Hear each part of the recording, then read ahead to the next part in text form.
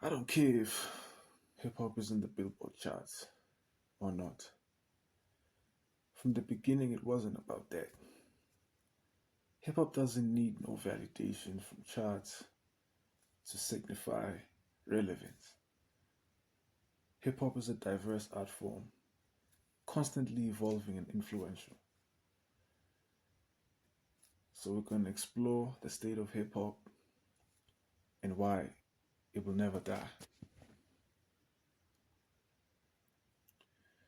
Obsession with numbers, monthly listeners, views, followers, likes, streams, and first week sales.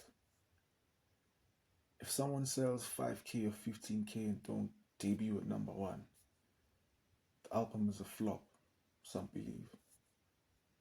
Artists are mocked on social media if this happens. The analytics provide demographic data. From that, the artists will know which areas are their fans located.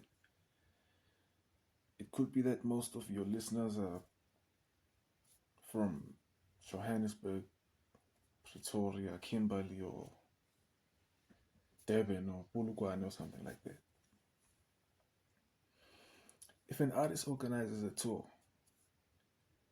they'll go to areas where their music is most listened to. But supporters are not just numbers. Music should be enjoyed for what it is. It's an art form, and the most important thing is the listening experience. Numbers are not, they're important because to a certain extent, in that, yes, you need to quantify, or labels need to quantify, listeners, views, and from an analytical standpoint and a demographic standpoint.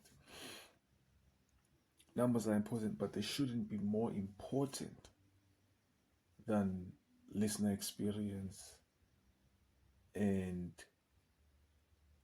just the art, man. It should be about purely the music. So we shouldn't focus, or the culture shouldn't focus too much on the numbers, and that shouldn't be more important than the album experience, listening experience. It should always be about the music. No barriers to entry. If you want to become a medical doctor, there are requirements you need to fulfill, such as a degree, work integrated experience. You can't just wake up and become a medical doctor without fulfilling these requirements. However, when it comes to music, especially hip hop, there are no barriers to entry. Despite this, it is not easy to break into the music industry unless you're connected to a major label that has sufficient resources to invest in you. With the laptop, mic, FL Studio, you can make music anywhere. Expensive studio equipment is no longer a necessity. Talented and untalented people can make music if they have access to the equipment I've mentioned earlier. And this mainly contributes to oversaturation. So with everyone having the same access to uh, the same recording equipment, it's now easier for people to conveniently record their music. You no longer need $1 million studio to make a quality album. You can make an album at home with a computer and mic and whatever equipment that you need. And every day there's so many there's so much music that is being released on DSPs. Too much music because of no barriers to entry. It's oversaturation. People are just doing the same thing. Too much music, and it becomes harder to stand out.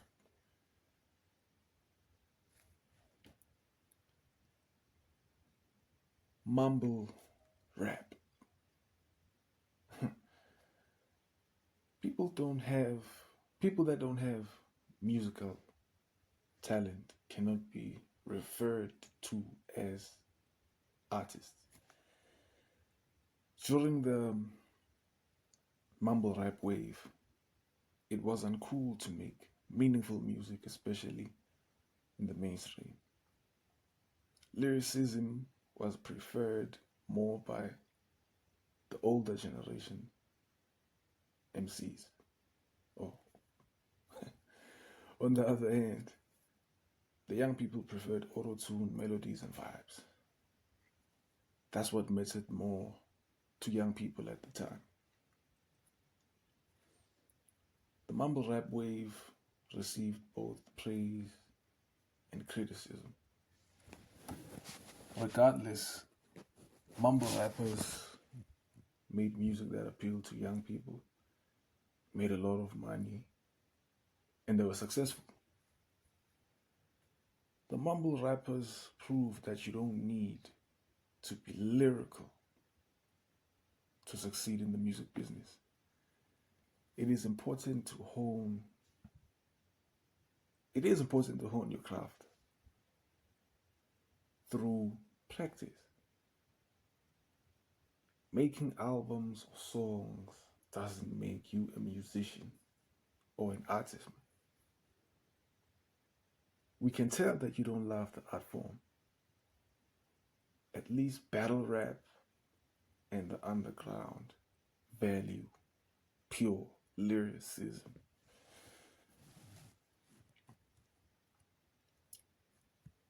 Like, personally, I mean, I was never a fan of this type of music, but what I sort of observed was that if you don't have talent or you don't have to be lyrical to appeal to a wide audience and be successful, it was like, yeah, at least, the music appeals to people that it appeals to. And these guys were successful. Maybe that's what I observed. That, maybe talent was no longer valued, or is no longer valued in the music, and that's why the quality of the music that we get is so, I don't know, low, bad, I don't know, because the talent wasn't valued that much. So I understand these guys appeal to young people because of their subject matter. Young people maybe were not interested in listening to lyrical hip hop because, I don't know, maybe they were not interested in it. So yeah, maybe that's why it kind of succeeded, and we're kind of not getting much quality music as we used to before. Cult following. These are supporters who show love in a major way. They know your lyrics, they watch your music videos, they purchase merch, and attend your live performances. A cult following is ideal for independent artists who aren't interested in radio, pop songs, or fame. All an artist does is make music exclusively for their core fans and supporters, as they'll be more interested in an artist or in an artist's music. When you make complex hip hop, your supporters have to listen attentively and support your music. It's cool for casual listeners to hear your music. However, a cult following is not casual or passive. Passive. These guys appreciate the art if it's good enough.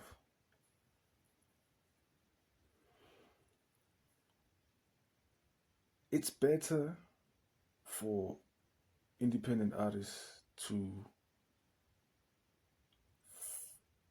focus exclusively on making music for their fans exclusively. Sometimes there are artists who have big songs or a big song, and there'll be people that only like the song of that particular artist, but they're not invested in the artist or the brand of an artist. So because you have a big song and people only like the song, they don't like you as a brand or an artist. If you have a cult following, it doesn't matter whether you make hits, big songs, or little songs or whatever, I don't know, hits or whatever, but a cult following will be there regardless of whether you have popular songs or not. But they always show you or give you consistent support that sustains your career, other than like casual listeners who only listen to your song because it's the hottest on the radio or whatever the case. So you always a cult following is important because it gives you consistent support regardless of whether you're on radio, you have big songs, or whatever the case, you're trending or not. They're just there for the music, you know.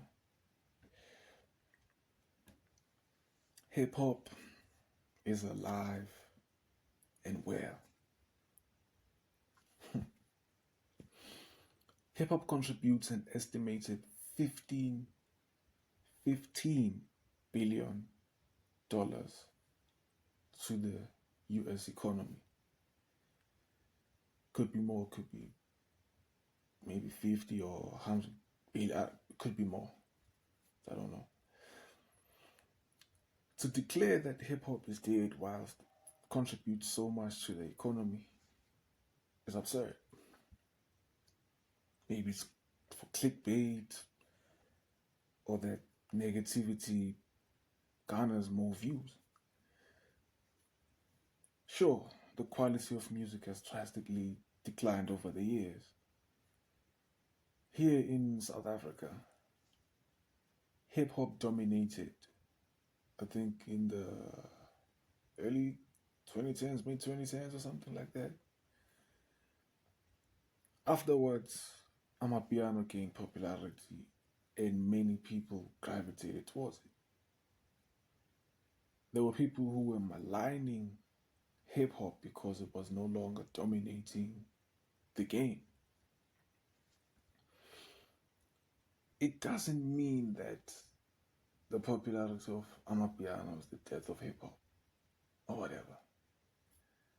People listen to whatever they love, but hip hop will never die, regardless of whatever's popular or whatever people prefer to listen to at that time. Hip hop will never die as long as hip hop albums are created and people listen to them, support those albums or artists. Uh, Supporters attend live performances, and hip hop contributes to the economy. I mean, it can never die. It can never.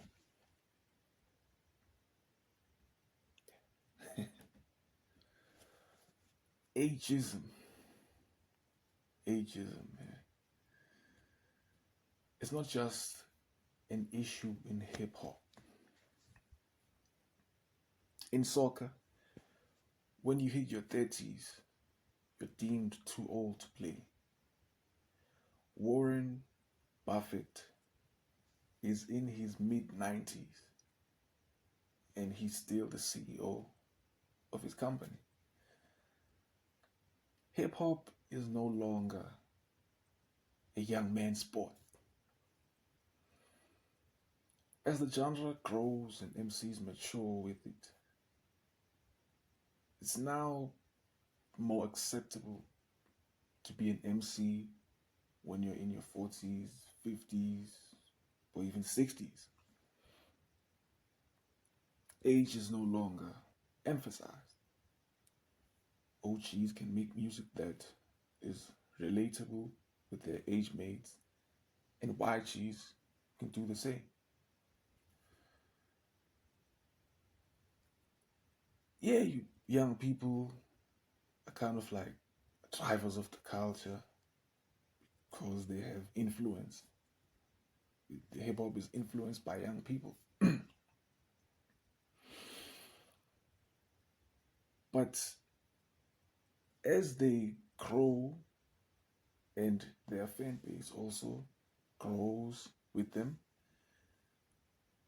the subject matter has to kind of show that, okay, an artist now from their 20s, 30s, 40s, 50s, and whatever 60s, the subject matter matures as an artist grows older, and they grow older together with their fan base, of course.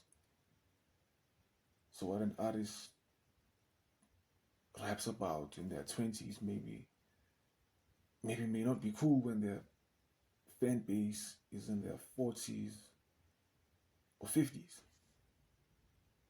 in retrospect.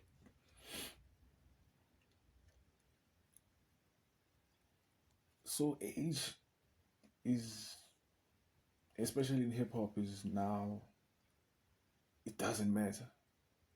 Artists can be in their 30s or 40s and it's cool. Like, it's okay. If someone is 30 or 40 and they're making an album for the first time, or they're a new artist for the first time, it seems okay. There's no need to be ashamed about that. That your breakthrough happened when you were 30 or 40 or 50 or whatever. You're making your first album. Nah, I think it's okay now. As long as the music is good.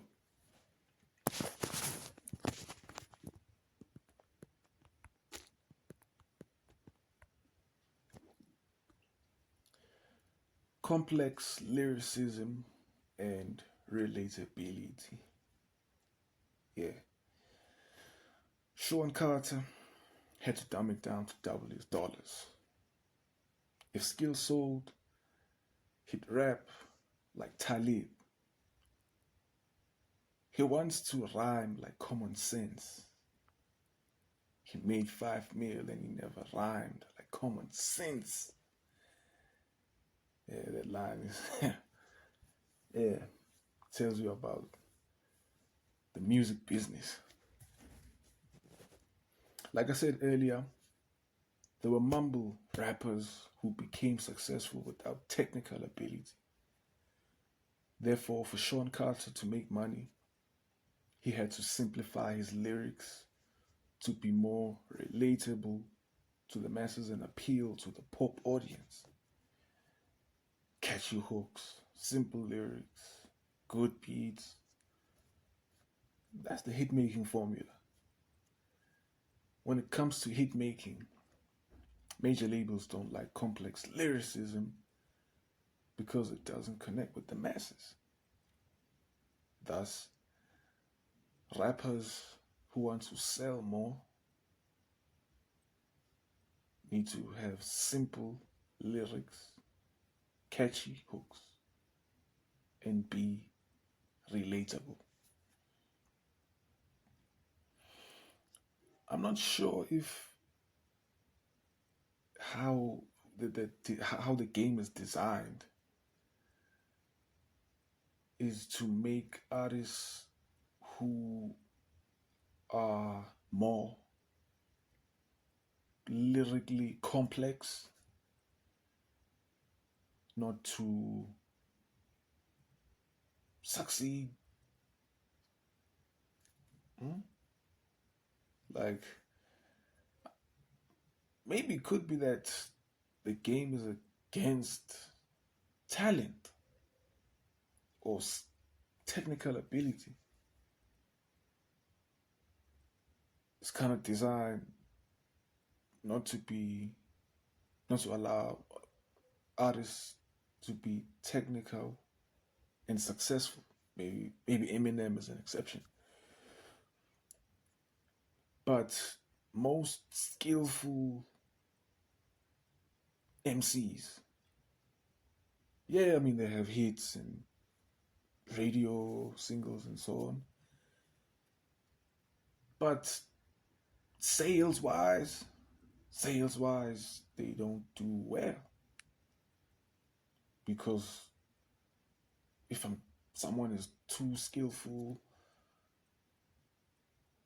the you know the complex style maybe it doesn't appeal to the masses. It's too complex. You have to listen to the lyrics. It's kind of challenging. It's challenging music. It's not simple music. It's challenging. It's complex.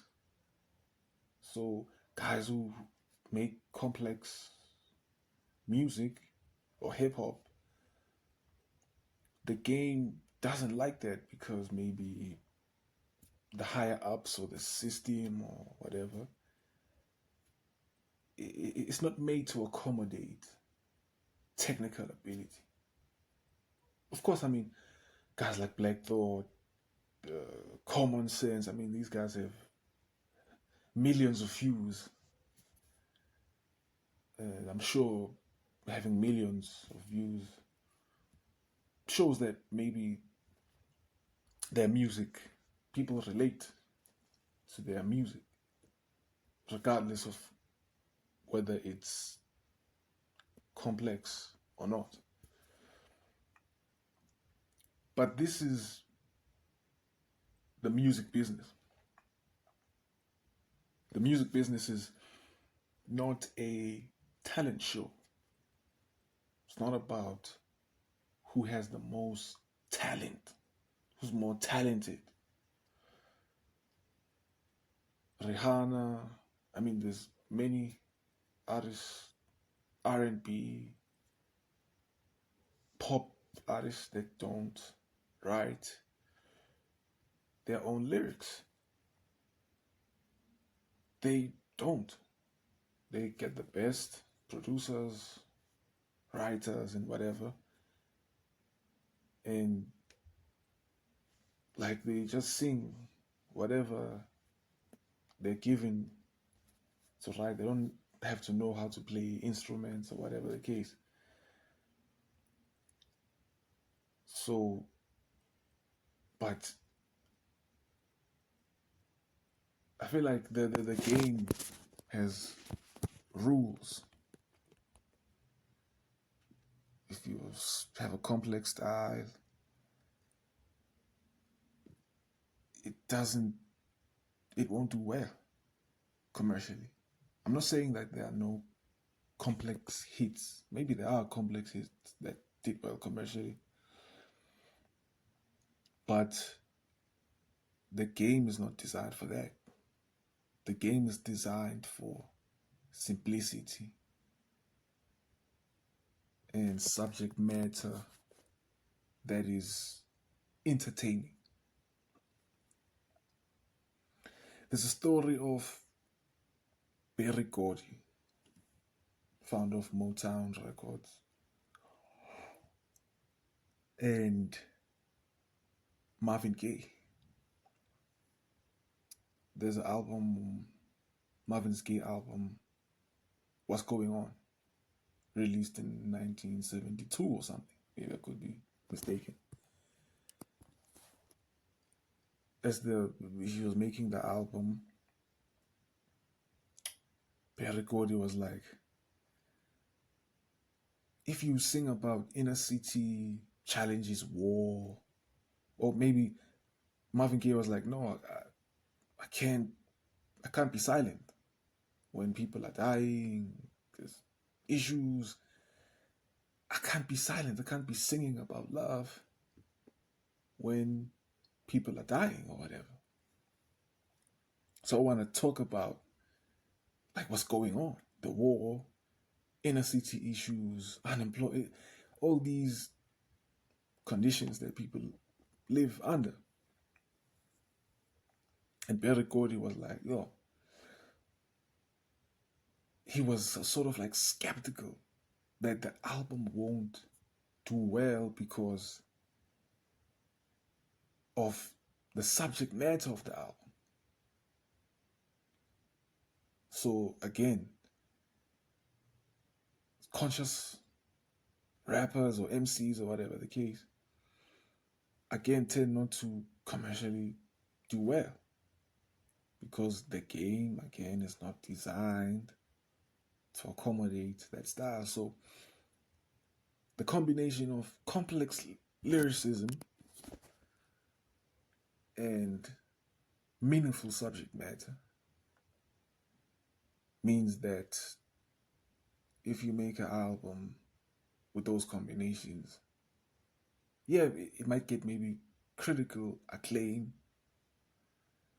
but commercially it might not perform well because, like I said, the game is not designed for that.